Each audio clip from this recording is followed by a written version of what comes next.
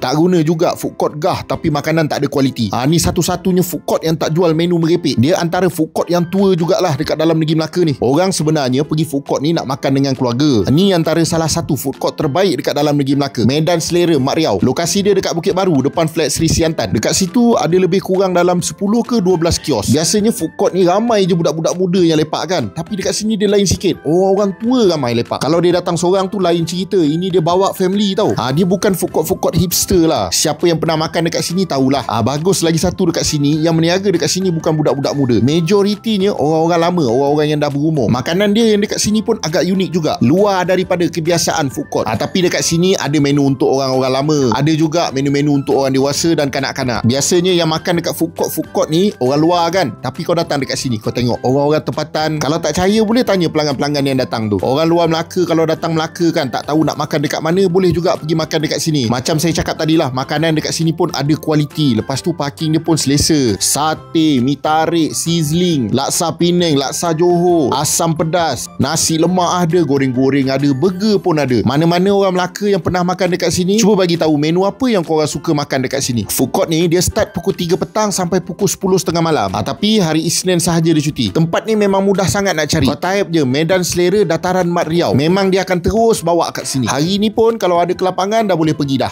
Boleh tengok video ni sampai habis ya. Okay, bye.